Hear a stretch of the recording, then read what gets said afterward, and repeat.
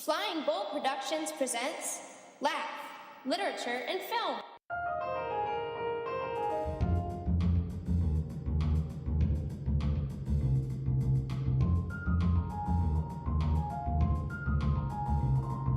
This is the good stuff. Yeah. It's the LaF Podcast. Over there is Mr. Two Frames. Howdy. He's one of the two co-hosts. I'm the other one. I'm the L Train, and we have a special guest in the show. And for the show today, he's got a new nickname, Actor Man. Scott Laske. Okay. I feel that's how you identify yourself. You're an actor. I do that sometimes, yes. I'm not sure that's how I identify myself, but I'll go with it. All right, that's how we're going to identify you here on the LaF Podcast. Works just fine. I like that a little bit better than the Registar. That kind of just didn't roll off the tongue, like Actor Man. Plus, it could be... Sounds like a superhero. Yeah, you could be a superhero. Yeah, I wish. We also want to thank Elijah Steele for providing us with theme music that is playing underneath us right now, or it just faded out. He's our musical coordinator. He's going to be giving us some more stuff throughout this new season 2 of the LaF Podcast. And Mr. Two Frames, you put us up on the YouTube, right? Yes, we're now available on the YouTube. You can watch both the We Laugh and the weekly review show up there.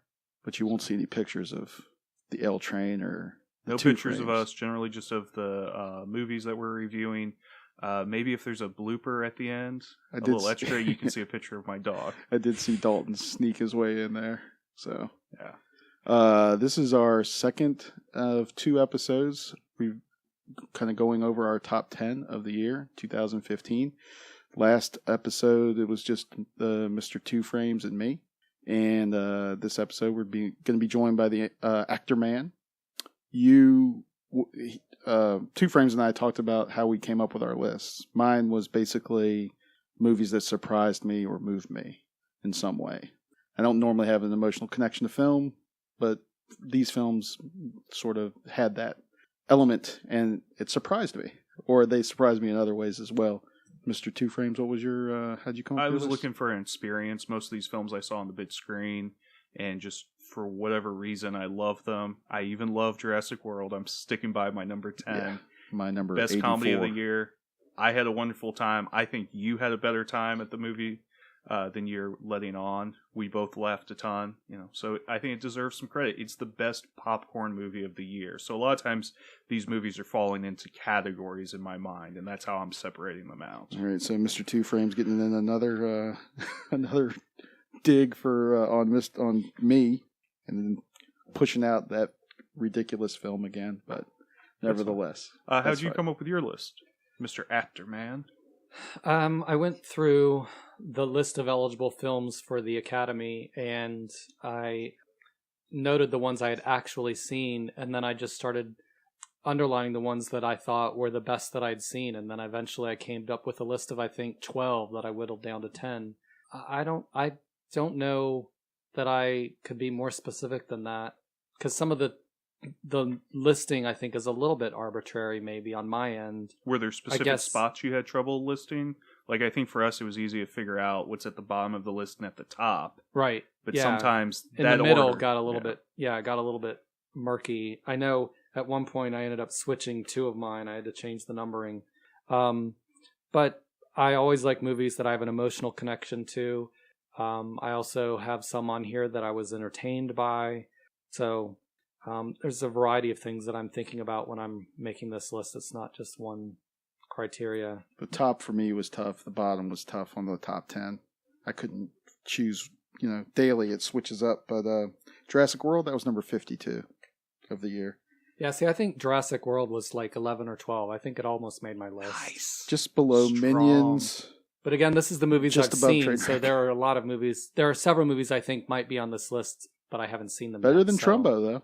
Just so you know. Wow. Okay. Trumbo was my number 9. My number 8 was Electric Boogaloo, the wild untold story of Canon Films documentary that you refused to watch. Then I have The Revenant at number 6, and number 5 for me was The Gift. What was your... Wait. No, we're not doing... You didn't Wait, do 5 7 yet. and 6. We haven't done 6. 5. 7 and 6. Yeah, 7 and 6. Look, sorry. I'm the guy that has the problem with math guy. Not you. Number 10 for me was Cary Fukunaga's Beasts of No Nation. You can see that on Netflix. Number 9 was Kevin Bacon in Cop Car. My 8th film was Hateful Eight, Quentin Tarantino's latest movie. Number 7 for me was Me, Earl, and the Dying Girl. I really liked the guy who played Me. And number 6 was the Western with Michael Fassbender this year, Slow West, my second Western of 4 that are going to be on my list. Number 10, I had The Gift. Number 9, The Martian. Number 8, Ex Machina. 7, Spy. And 6, The Danish Girl. All right. Those might make an appearance. Some of these might make an appearance with us, I think. And pretty much all those movies have been nominated for awards. I'm not sure about all of them. Wasn't Spy Best Comedy at the Golden Globes? At the Golden Globes, yeah. Oh, yeah. Ex Machina's gotten a little like It's gotten screenplay some, and stuff. yeah. I think. Well, no, The Gift hasn't been nominated for anything that I'm aware of. Maybe not The Gift. I think Directors Guild Best First Film. Oh, okay. It got, but I mean, still, these are all quality films, and I think Right, some of these right. have appeared on each of our lists. Yeah, the only one I There's a think lot I of haven't crossover. seen is The Danish Girl. Okay. And I'm looking forward to seeing that because Nicole C's husband looks exactly like the guy that plays the Danish Girl. Anyway, what's your number 5, Mr. Two Frames? Because you wanted to jump way ahead of us and get up in there. My number 5 movie of the year is the top film I saw this year. In fact, it was the only film I saw this year. I'm speaking of The Hateful Eight, which was an actual film projection. We went up to the DC area and saw the 70 millimeter projection of this. We saw actual film. Everything else I think we watched this year was digital. Probably, yeah. Oh, okay. Yeah. Well, So yeah. I was very confused what you were talking about. Yeah, and Oh, he's trying to be cute. Yes, Coy. I get very that. cute. I get it.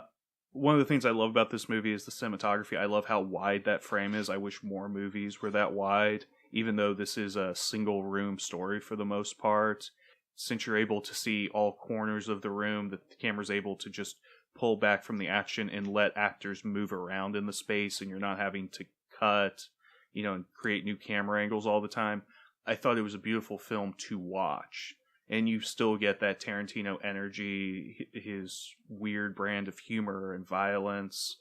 I thought Jennifer Jason Leigh was the best part of this film. I definitely think she should win Best Actress. Supporting actress. Yeah, she should be Best Actress. I don't know that it really should be supporting, but I'm sure we'll talk about that on another show. Not the best Tarantino film ever, but still pretty strong. And to me, Tarantino is one of the best directors, if not the best director currently working in Hollywood. So whatever he comes out with, I'm always going to sing its praises. So that's number 5 for me.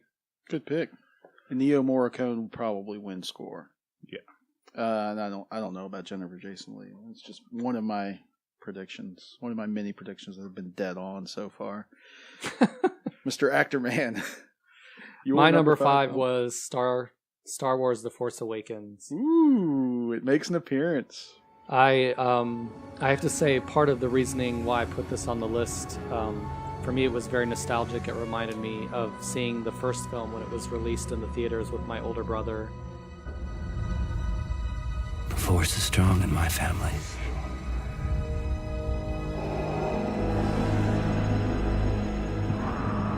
My father has it.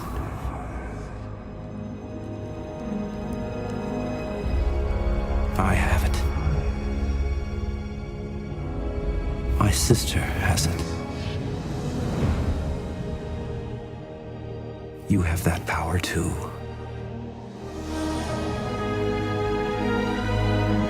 I also thought it was very entertaining, well written, funny. I liked the cast, and I liked that the main character, the hero, was actually a woman. So I think it kind Best of part of the brings, I think it brings this series into the 21st century. Brings around full circle. I love Rey and Finn and BB-8. Yes. Wow. 5. Well, Laske, it was a Actually, I pleasure. wrote Dragging Hollywood into the 22nd century is what I actually wrote. Yeah, pleasure having you on the show. Sorry you won't ever be able to come back again after that pick. Wow. 5? I never would have picked that. I never would have. Bull. Too low? Too high? Way too Apparently, high. you haven't been listening to many episodes of the show. No, That I was have the not. 70th best film I saw. 70th? Yeah, of Of 2015 2015. releases. I'm more in line with you, but it's somewhere in the middle for me. There were parts of it I didn't like. I didn't like the older actors, the ones from the original episode. Yeah, see, for me, that was the nostalgia angle. Yeah, I get it. I just didn't. I thought that Han Solo was the world's most beloved deadbeat dad. So that angered me a little bit. His performance, and Mr. Two Frames had quite the time going to see that movie with me. Oh, jeez. So you didn't like the movie? No, I've never seen a Star Wars movie all the way through, and there was a reason. Except for number 7. There we go. Number 5. Mr. Why do you hate Star Wars? I don't understand. I just have such apathy for it. It's not that I hate it, because you can't love anything until you first have, or you can't hate anything before you first have loved it. So you loved it before? No, so I don't hate it. I just cared nothing for it. It could just go away, and I'd be so happy. So way to go. Welcome to the studio. Welcome to the derision. Wow. And the attitude. I am surprised. Well, here's a movie that we're going to agree on. My number 5. Reject the entire. Out of hand. This has been going on all year.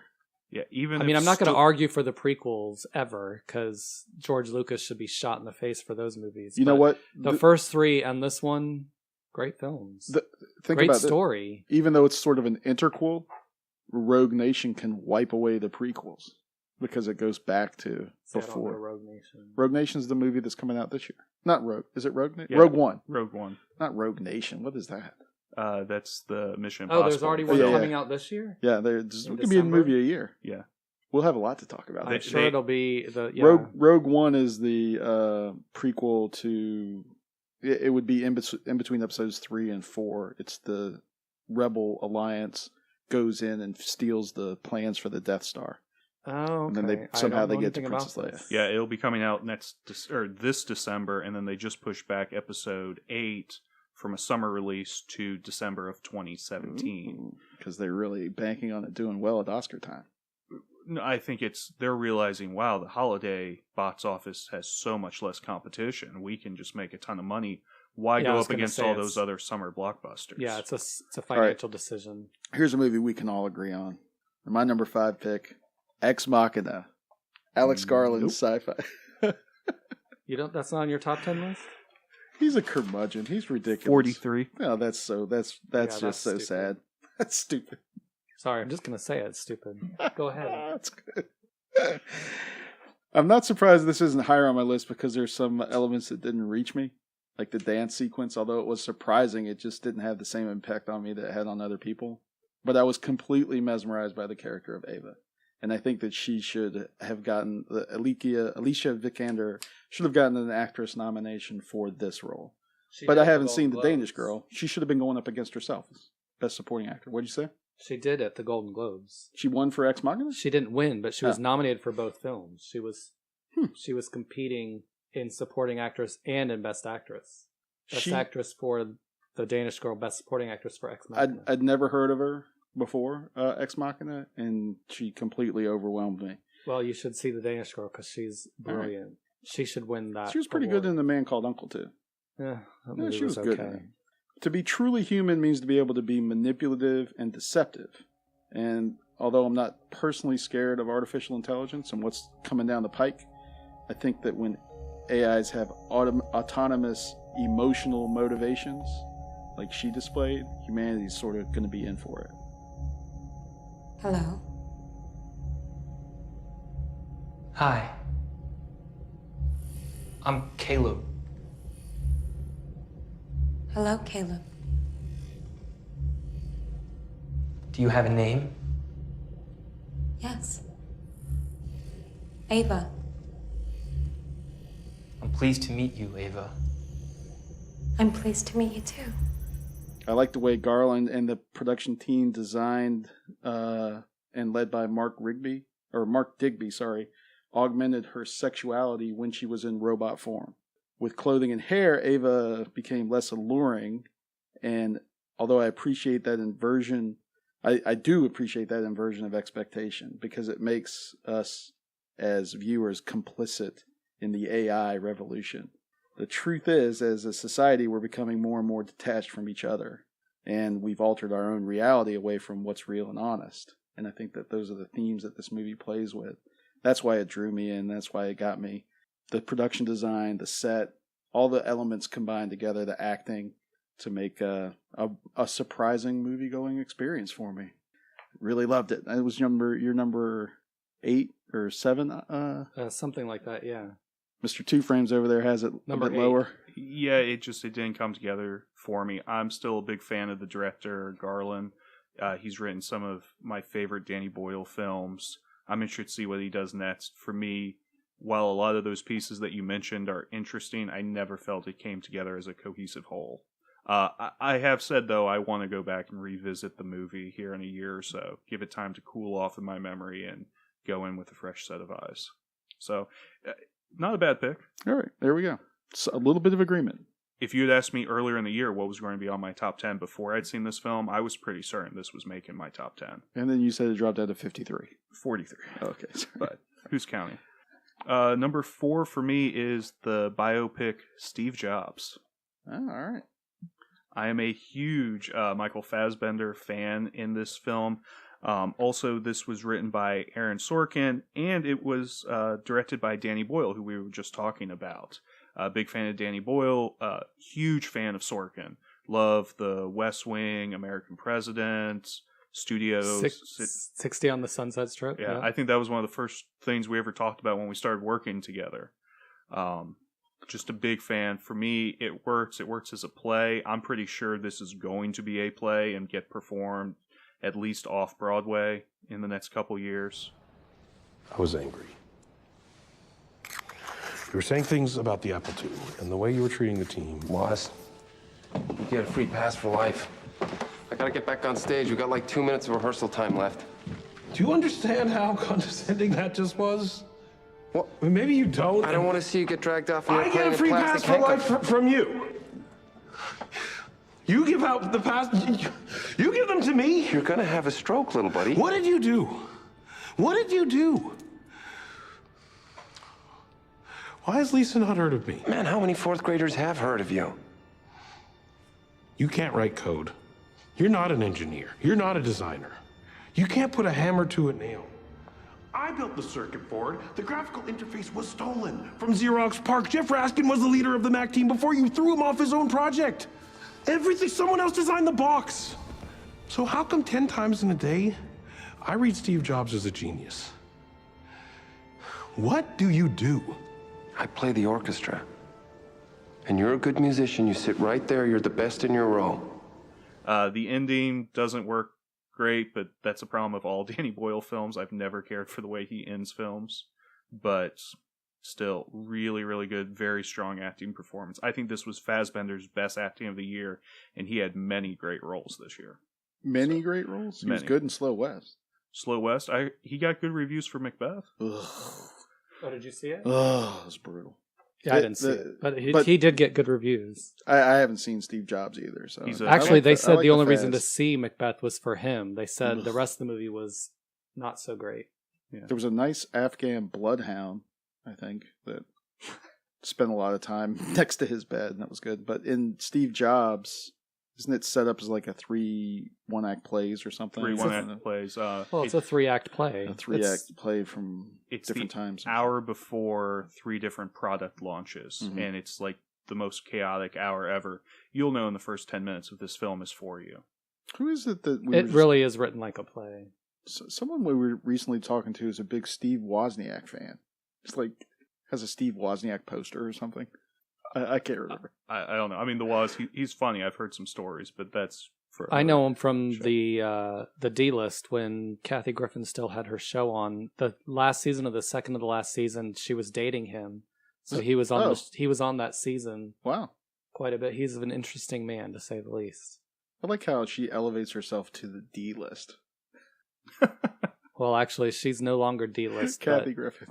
All right. Did you saw Jobs? You liked it? Yes, actually, that's my number 4. As noting the irony, I also loved this movie very much. And the person I went to see the movie with, when it was over, he literally said, "Wait, it's over? I want more." Like, the movie passed so quickly and it was so fascinating. We were ready for 2 more hours. It did not feel... It was one of those movies where it did not feel like a 2 hour, 2.5 hour. I don't remember what the running time was, but it didn't feel that way. It passed very quickly because it was so fascinating to both of us. I like Ryan, love Aaron Sorkin. I think his writing is always interesting and brilliant. He writes great dialogue and creates interesting characters. And the acting, I love Michael Fassbender and, of course, also Kate Winslet. Mhm. So I really like this movie a lot. All right. I'm surprised at the critical backlash. You've redeemed yourself. You can come back on the show. You've made up for your Star Wars pick. I haven't And seen it. they can't see because this is only on audio, but I just rolled my eyes at that. No, they could see it through the microphone. They could see it on their iPods or iPhones. Well, people who know me probably can hear it in my voice. I haven't seen it because I'm not interested in being bored. But my number 4 is a completely opposite movie of that type of film. This is my third Western on my list. It's a movie that not very many people have seen, I think. Mr. Two Frames likes it. It's probably number 84 on his list or something. But it's my it might be my favorite film to go back and watch again. Like, I might go back and watch this. Of all the other movies on my list, this might be the one I go back to first. It's called Bone Tomahawk, starring Kurt Russell, Richard Jenkins, Matthew Fox, and Patrick Wilson. You heard of this, Mr. Actorman? It does not ring any bells. I'm kind of surprised. Normally you're a Kurt Russell completist, so I'm surprised. No, that's not true. In the Old West, a sheriff and his deputy, a gunslinger and a cowboy, embark on a mission to rescue 3 people from a savage group of troglodytes. This man's wife, played by Patrick Wilson, his wife gets taken by some troglodytes because who was Patrick Wilson doesn't play the wife. No, did I say I misspoke? Yeah, it sounded Because like I'm trying to think the ahead of man's myself. wife, played by Patrick Wilson. Oh, I meant the Thank man. you, man. It was The man. inappropriate or ambiguous reference. Well, there is some interesting role reversal in that film because his wife is a doctor and then he's got a broken leg at the very beginning of the film. He's able to do very little heroic stuff. His wife is written incredibly strong. So there is some kind of gender swapping going on. Well, like other movies on my list, I'll talk about here, it tackles male and female relationships or interrelationships in a very surprising way. In fact, this is why Bone Tomahawk is the best romance movie of the year. I was constantly surprised by this movie for several reasons. So why are you turning bright red? That's just my normal demeanor instead Okay. of laughing. Okay. Plus, I like how you paint a picture for the audience because they don't often get a chance to Just see. curious. I almost don't know if you're being serious. I feel like you're almost spoofing the idea of best movie. No, this is Mr. Two Frames will he'll defend me on this. When we talked about, I couldn't wait to talk about this movie. This is number 16. You look like you're playing an elaborate hoax the way you're maybe I'm just getting high blood pressure. The director of this also wrote it, and he's got like 2 dozen scripts that he sold around Craig Hollywood, and they're just waiting to produce them. I think Leonardo DiCaprio's interested in doing one of his like New York crime or screenplays. Yeah, like a neo-noir. It's also kind of a novel too.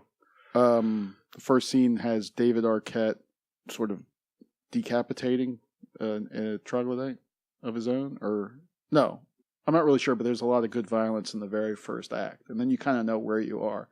The sound design pulls you right in. If you've ever heard a man getting his throat slit, you'll know what I'm talking about. So I think David Arquette could have been in this movie a little bit more. It would have made me happy. It's his best role I've seen him in a while. So it had me on board from the first scene. And then after the first scene, if you're not on board, you probably never will be. But I was constantly surprised by it. It didn't scare me, but there are some elements in it that are pretty gruesome. I mean, I don't really get into slasher torture films, but it goes from a Western to something like that pretty quickly. The fantastical elements of the script are grounded by the use of practical effects and very down-to-earth performances by the 4 main characters, Jenkins, Fox, Wilson, and above all, Kurt Russell.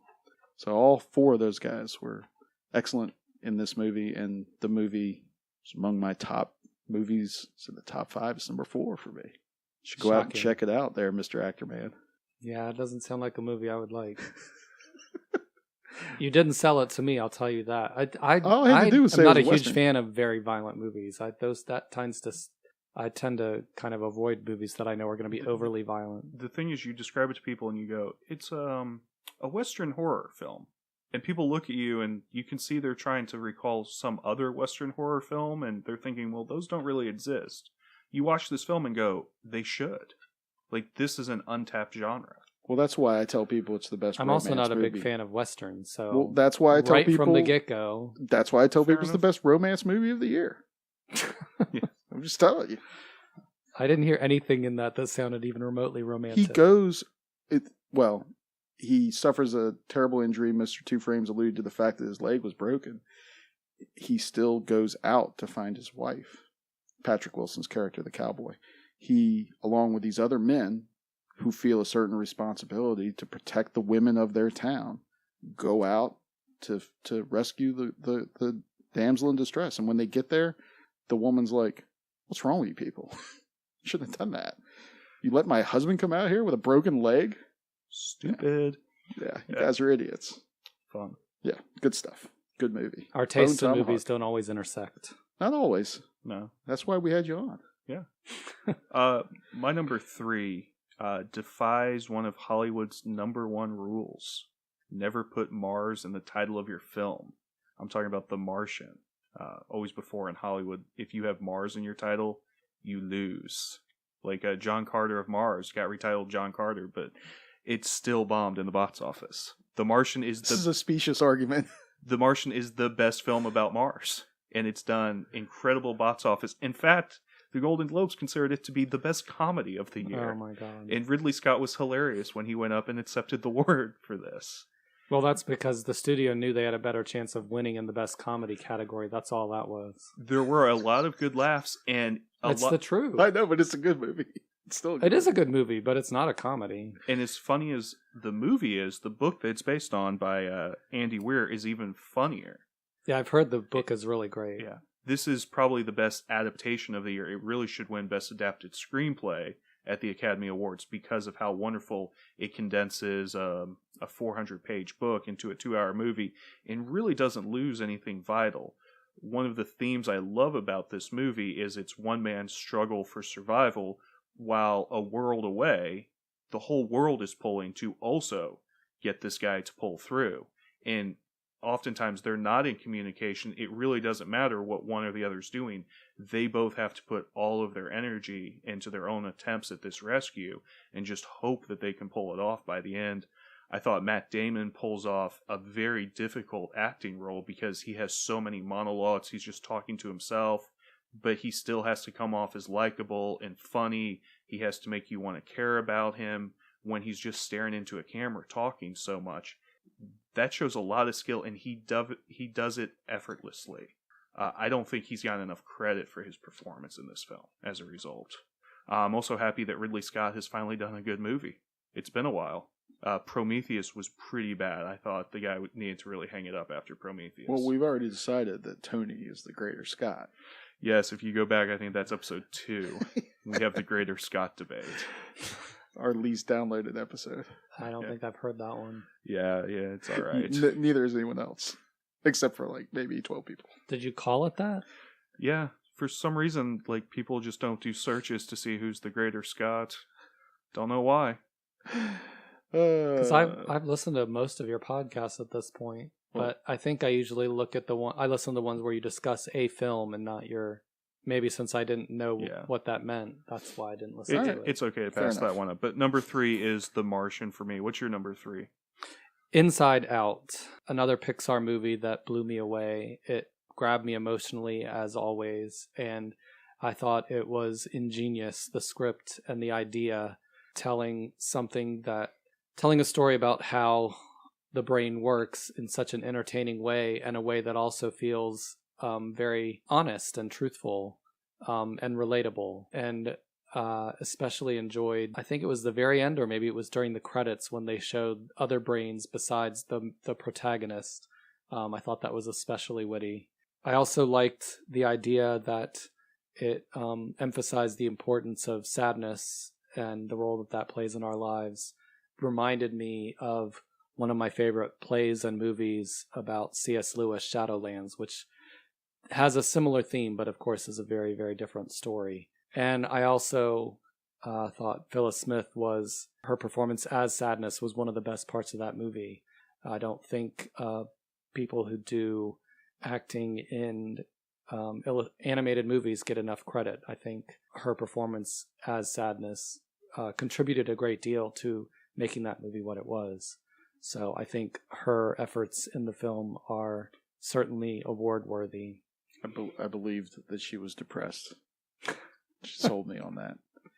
Probably. So that was my number 3. It's just a great movie. The biggest criticism is that Pixar keeps putting out films that everyone wants them to do sequels to, and they want to do original films. But this is one, you go see it, it sets itself up for a possible sequel, though I don't think Pixar wants to do that.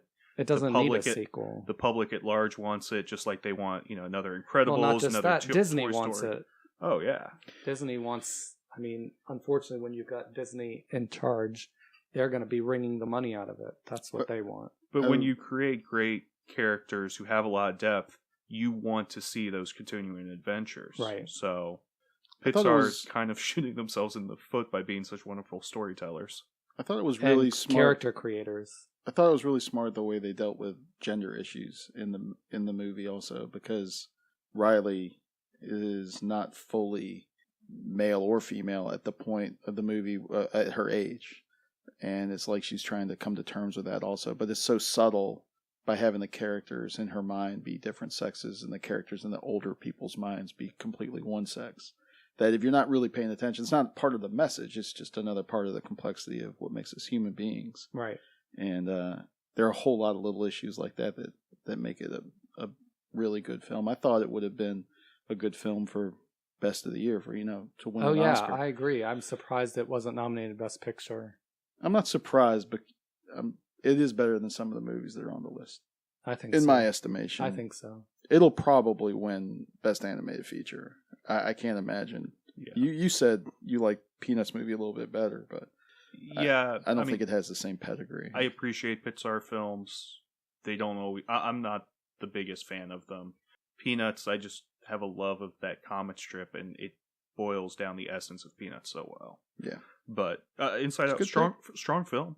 That's still a podcast I'm bummed that I couldn't actually listen to because the sound didn't want to work. Well, thanks for pointing that out. You're welcome. On the show. I'm complimenting you, idiot. I wanted to listen to it. So don't go back and download our Inside Out episode. You can't listen to it. It's a waste of time. We were tempted to fake it and redo it and just pretend like we were. Oh, we just came back from watching Inside Out. I think here's our fake it and redo it. I have to do that because it's a good movie. Do you still have notes? They're up here. This is a brain that's locked in on every single movie I've seen. My number 3 movie is. Oh wait, you're referring to your notes and they're not helping you. Yeah. I've never heard of this movie. What? No, this movie I looked forward to when I first heard about it after Alejandro González Iñárritu stopped Birdman. I mean, within a couple of weeks of him winning the Academy Award last year for Birdman, I heard about his next project, which is a retelling of the story of Hugh Glass in the movie The Revenant. Hugh Glass was a legendary frontiersman in 1823. He sustained brutal injuries from a bear attack. And the hunting team, it wasn't even a hunting team, the team that he was with, leaves him essentially for dead, and he has to make his way back to civilization through Indian territory and wild, it's also brutal weather. I think this was one of your picks in number 8 or... I had this at number 7.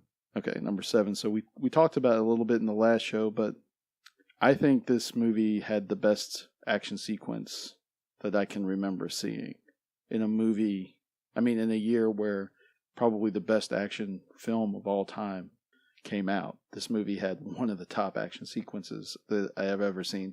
I talked last time about how attached I became to the character of Hugh Glass through Leonardo DiCaprio's performance. I thought way back then, a year ago, when I first heard about the film, that DiCaprio would win an Academy Award. I made that prediction.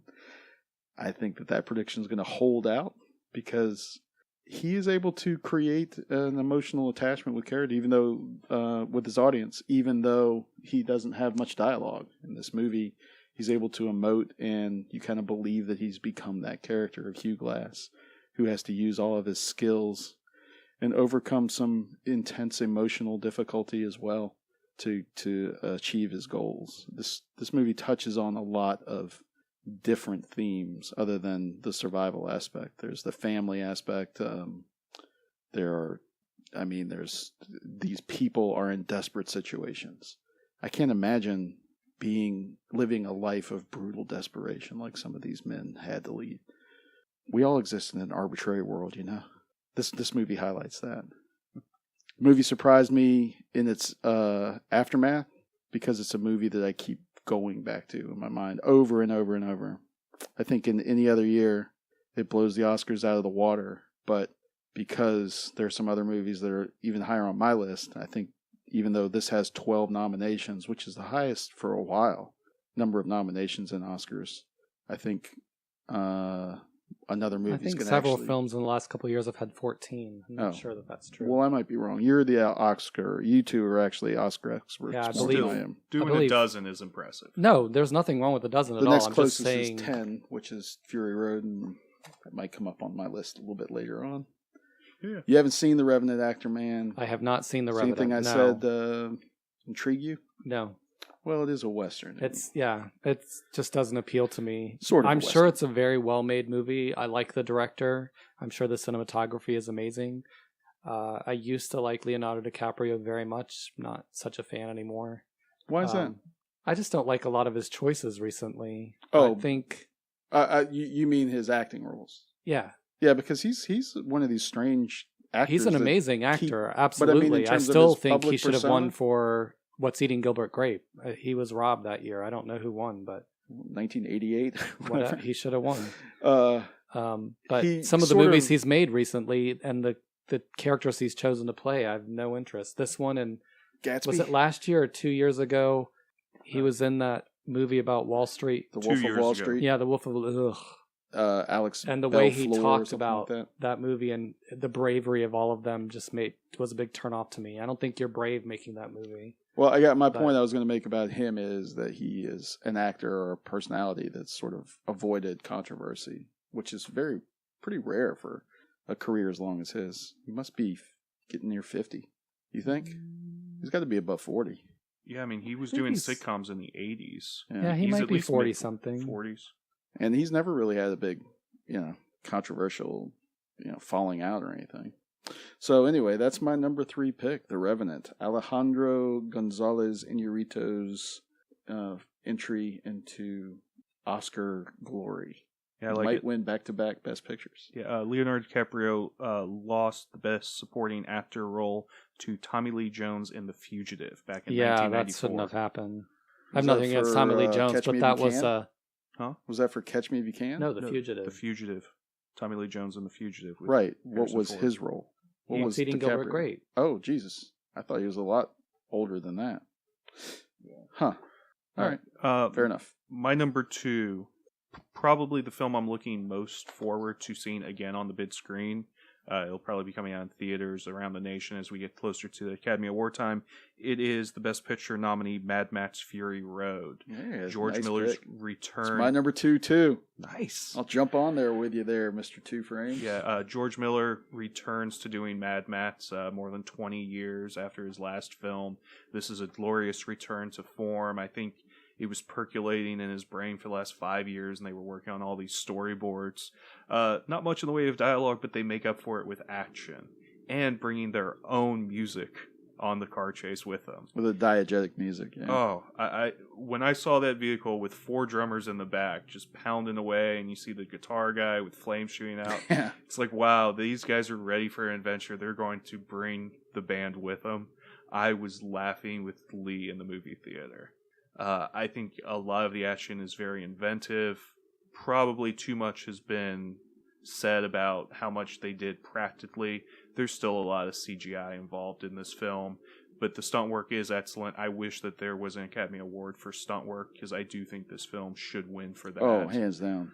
The fact that we don't recognize stuntmen and women for their contributions to filmmaking is a big shame in my book. Big fan.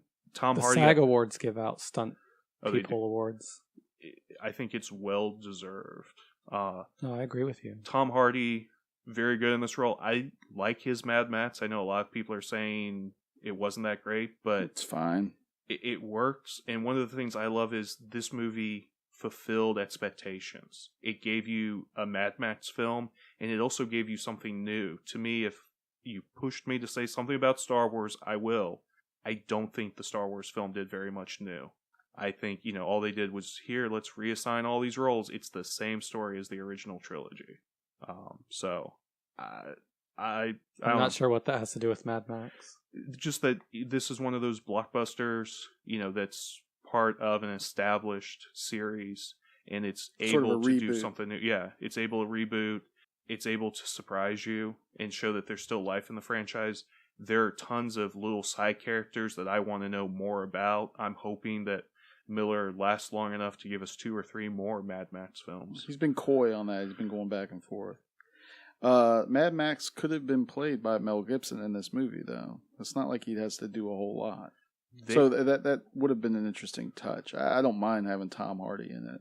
Well, they wanted to make this back in 2005, and they were ready to go, but then some of the post 9/11 stuff caused their filming locations to become unsafe to shoot at, and the movie fell apart.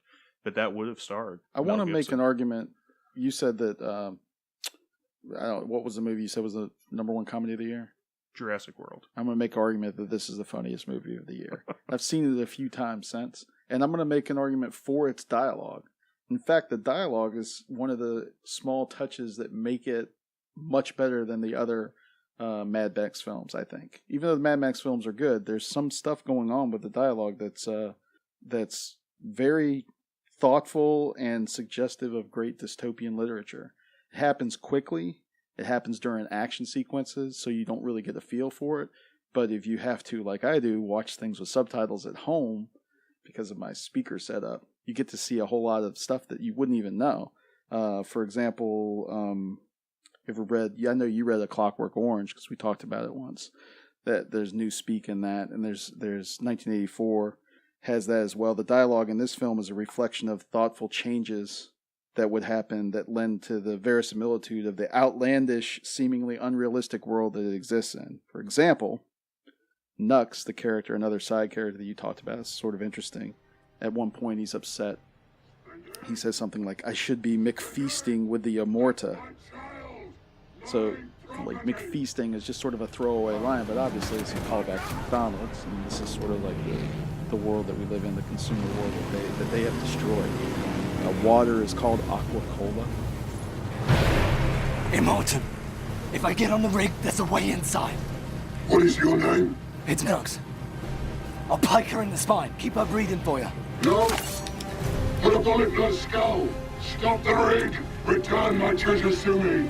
And I myself will carry you to the gates of Valhalla. Annihilated. You will ride eternal, shiny and chrome. Success! Help me aboard! Here we go!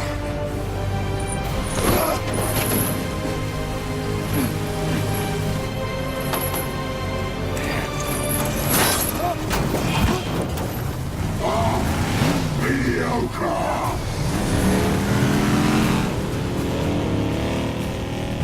I find myself using that term while I'm grading papers or talking to students nowadays.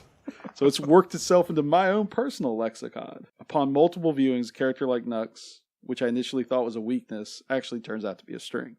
And Miller conveys as much meaning in 3 words, 2 stunts, and 1 explosion as Aaron Sorkin does in 15 pages of dialogue. It's a very thoughtful movie. Alex Ledbetter, writing for What Culture, called it action as art. So I can't wait to see it again on the big screen as well. So good pick for number 2. I think Sorkin could write a Mad Max film. With the way he loves to have his walk and talk, why couldn't we have a chase and talk? Yeah, drive fast and talk. Oh, there's such good stunt work in it. Yeah. The production design. This is why I think of the 2 films, The Revenant. It's a well-made movie. It's visually stunning. I mean, I can see why it got some of the awards it got. I just don't. It's not my personal cup of tea. It's going to win the Oscars, I think. I predict it'll get at least 6 or 7 Oscars. And overall, it'll win the Oscars, like sound editing, special effects, stuff like that. I think that's probably true. Maybe even director. What's your number 2? My number 2 is Spotlight, which is, in some ways, I was thinking while you were talking about Mad Max, in some ways it's kind of a throwback to a more traditional kind of Hollywood Oscar pedigree movie. It's based on a true story, and it's much more understated visually and in the acting that is done in the picture. I think the people who are in this movie are all amazing actors who deserve awards, but their acting is much more understated than some of the other performances in the other movies that are being nominated this year.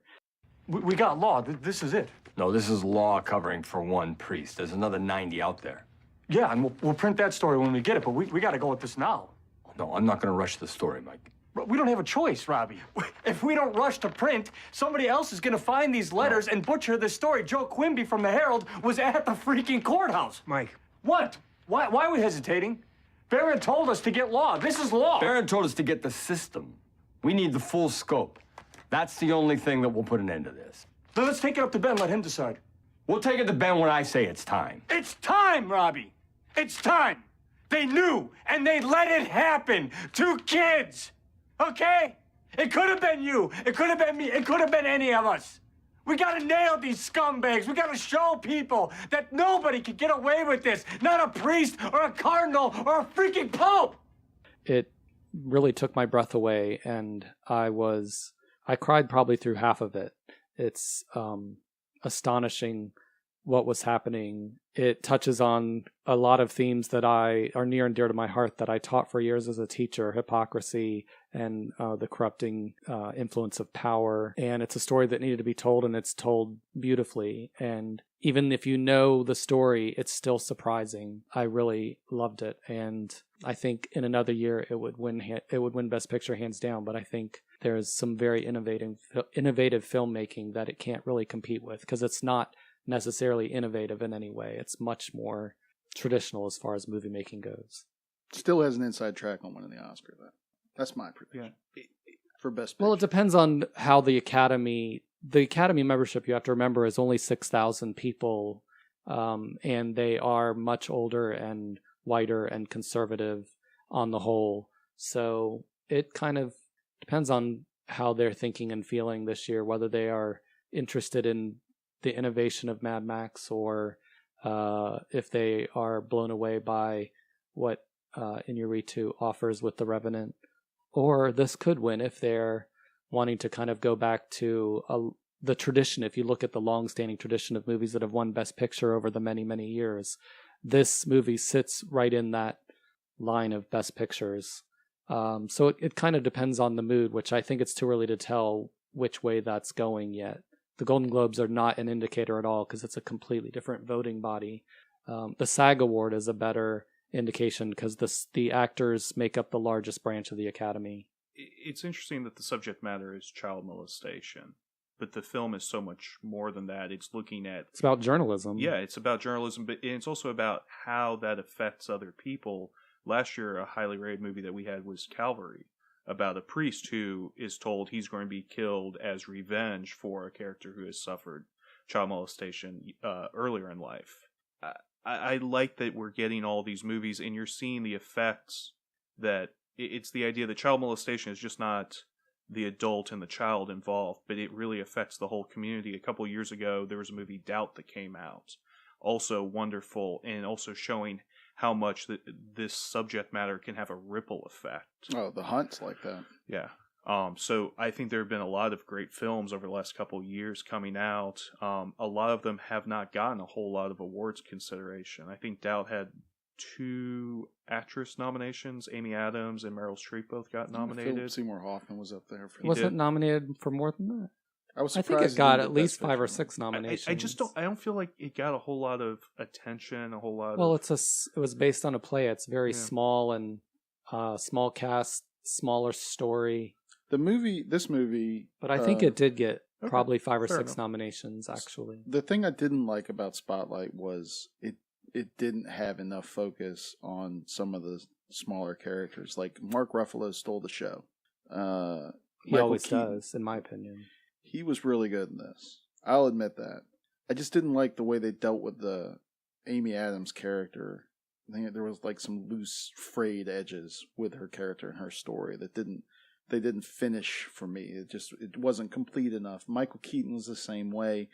I mean, they came back around on Keaton. He was really good. Whenever Mark Ruffalo was on the screen, it was very compelling. It seemed to me like the story or the script didn't allow the other actors to reach that height that Ruffalo got to. Well, it was more of an ensemble movie. It really wasn't.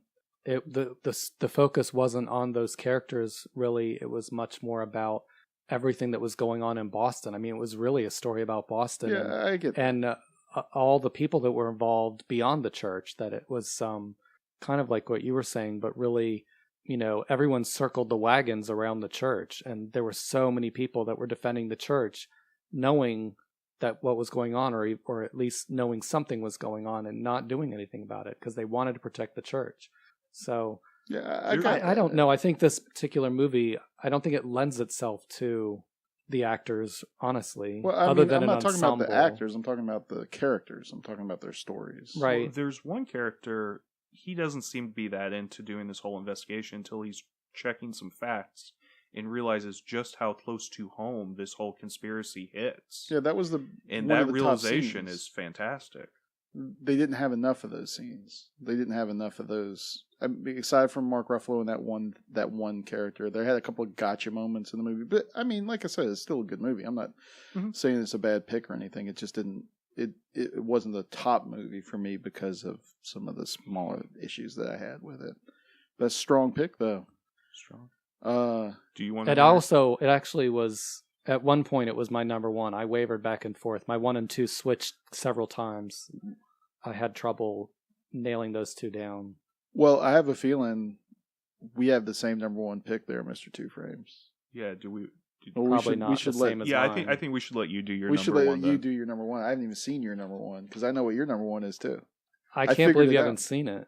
I haven't had the chance. It's only this movie. I'd had trouble seeing it. That's true. I tried to see it the other day, and it was only on one screen. Yeah, at one time.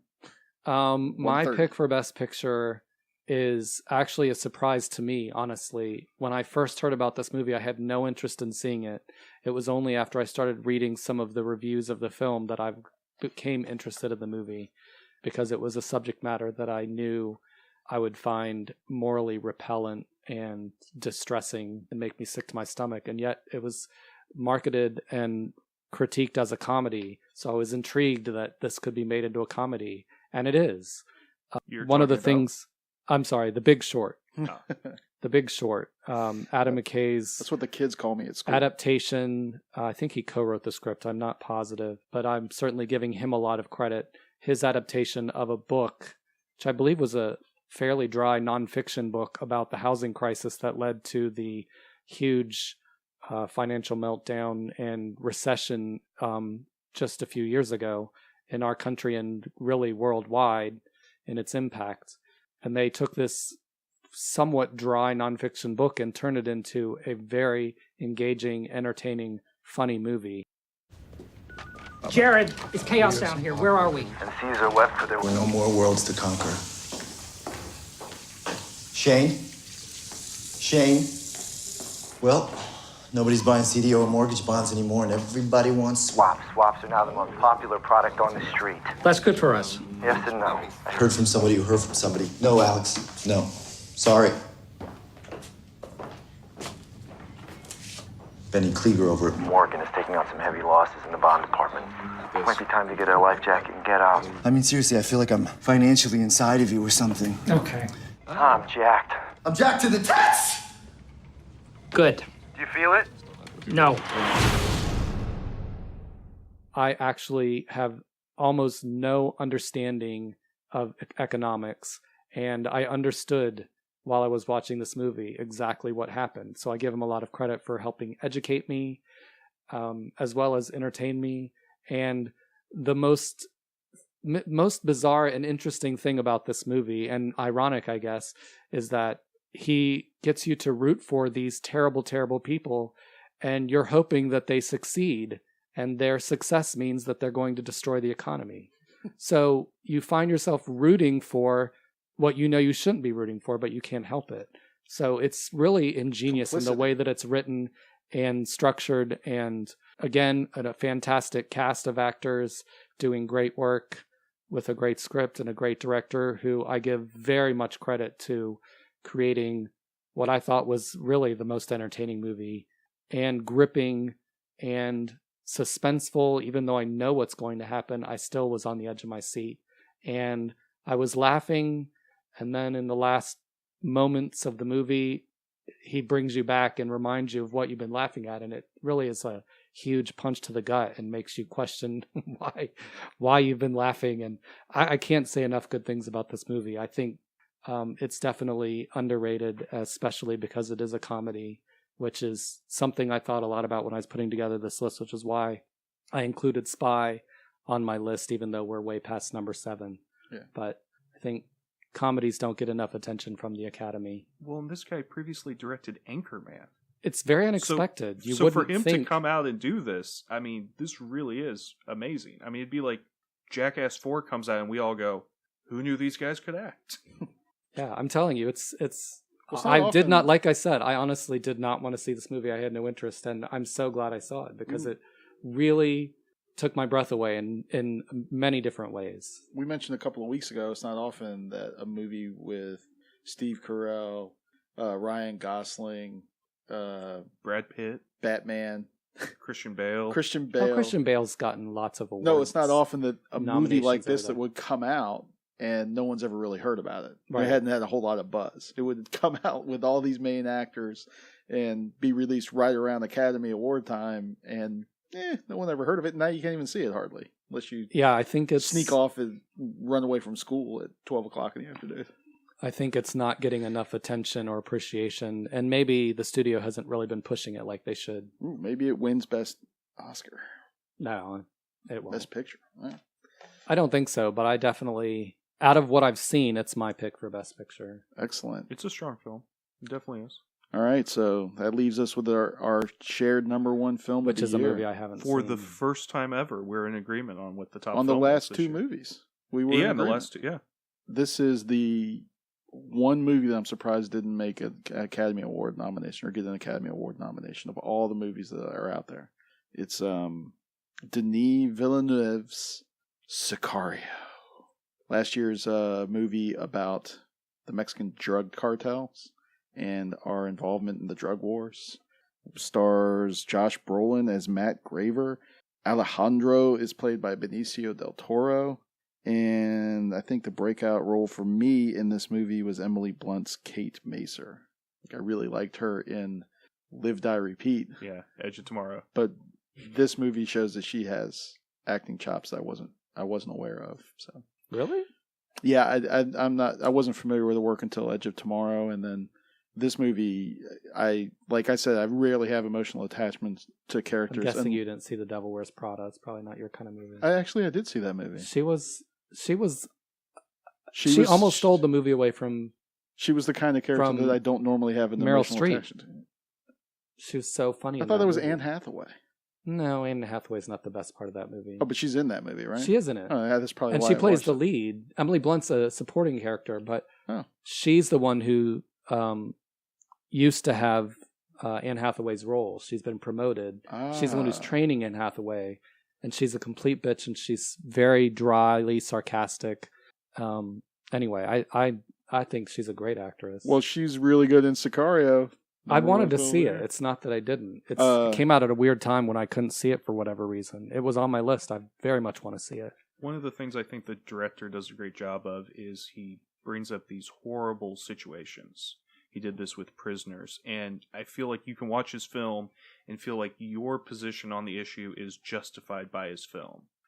In this film, whether you're real conservative about how we should be attacking the war on drugs and even terrorism to some extent, it works for you. If you're very liberal, I think you can find scenes in this movie that justify your position.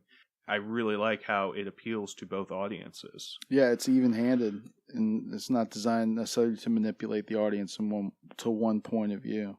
It really wants you to manage your own response to these things, and it's funny to me.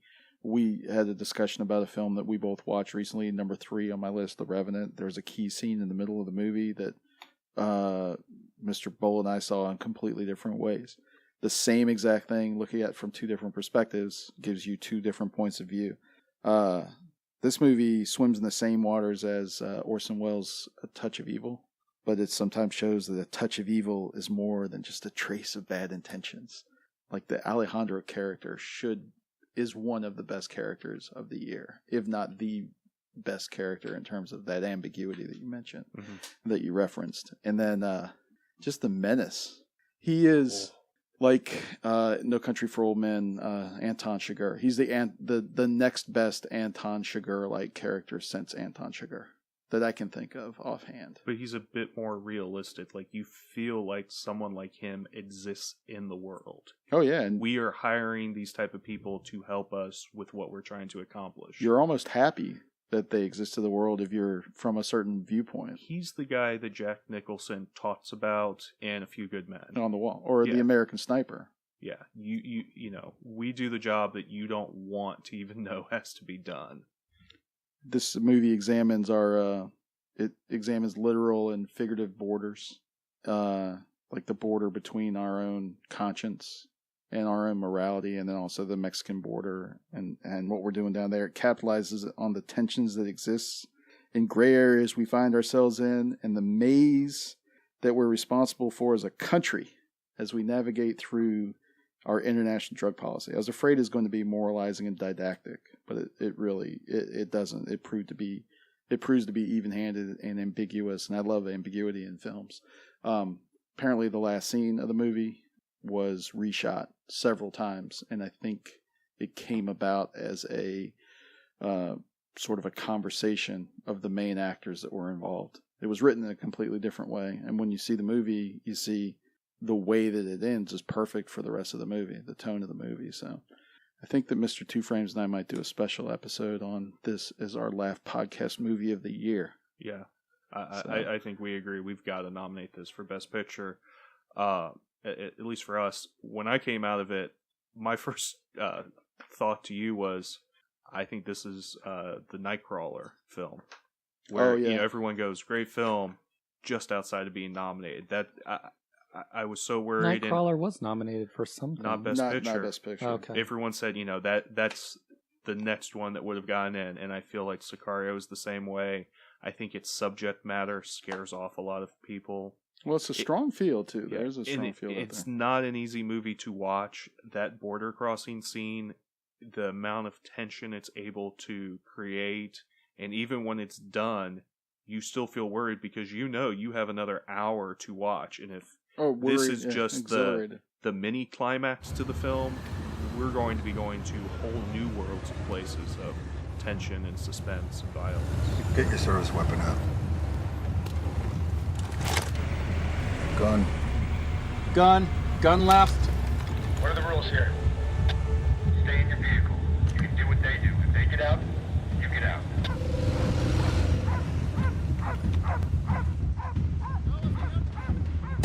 Move! Wait. Get out of the car. Jesus Christ.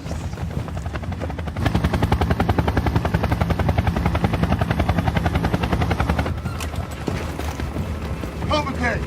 Señor, tus manos! No move! Complicate! No! Compas. Suelte la pistola. Tírela. Pregunta, paisanos. ¿Quieren morir? Got 3 nominations, one for score, sound editing, and cinematography. And if this wins, it'll be Roger Deakins' first Oscar. Wow. Which is surprising. Deakins is up for an award for this. So that's our number 1 movie of the year and the LaF podcast number 1 film of the year overall. Mr. Actorman, you have to go see that thing. Believe me, it's on my list. It's available I really at Redbox wanted to. now. Available at Redbox. $1.15. Oh, Redbox? Yeah.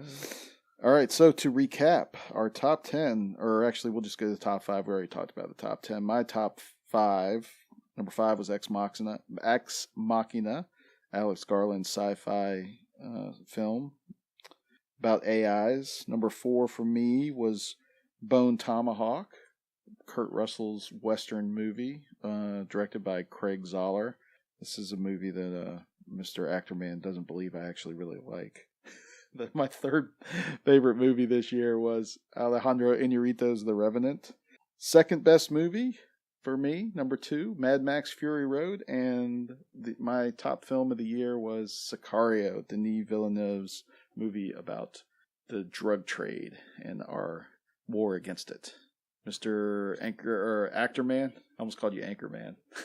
Okay.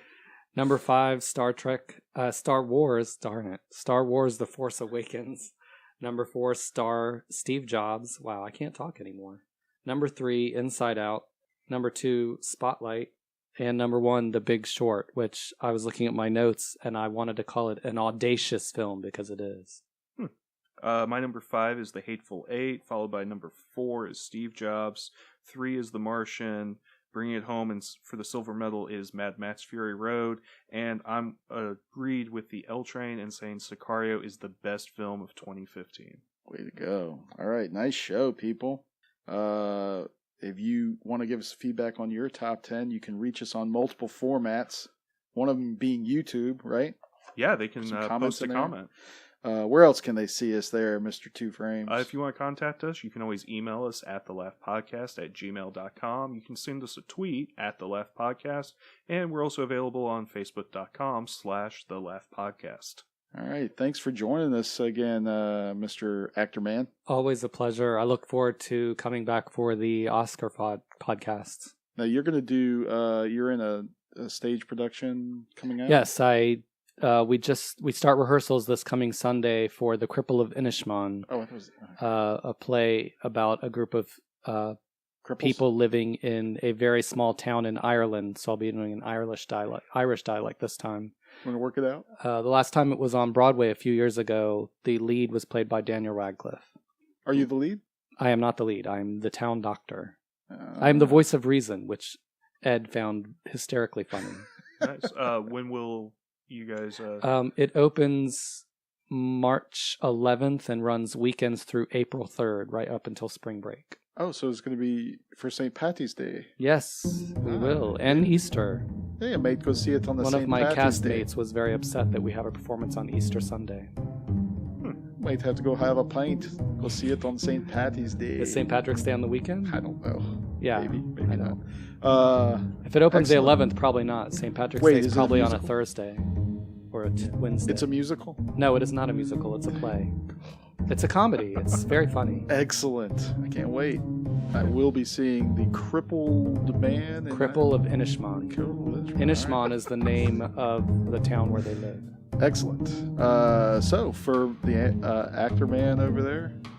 Thank you. And for Mr. Two Frames. And been a pleasure. Oh, I have a quote. You do? Yes, in the words of Immortan Joe. Mediocre. I'm the L Trade, Poxite Modem, everybody. There be dragons.